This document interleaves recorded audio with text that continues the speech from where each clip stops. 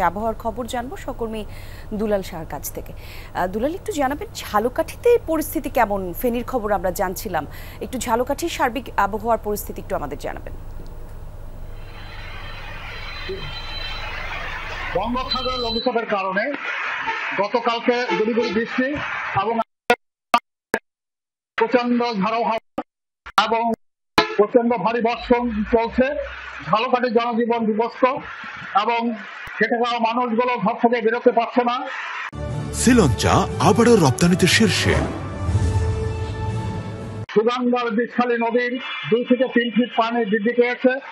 ঝালকাঠির বিশিষ্ট উপজেলা উপজেলা কাঠালিয়ার ভেড়িবার থাকার না থাকার কারণে পানি সেখানে নির্মম প্লাবিত হয়েছে।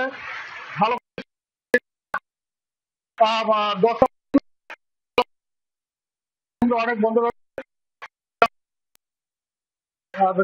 চলাচল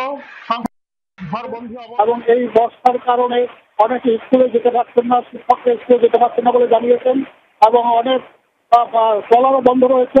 ট্রলারও তারা চালাতে পারে না। 2-1টি ট্রলার চললো সেখানে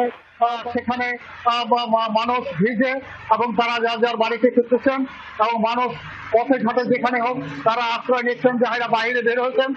কোনো গাড়ি ঝালকাঠি থেকে চলছে না বলে। ধন্যবাদ আপনাকে দুলাল।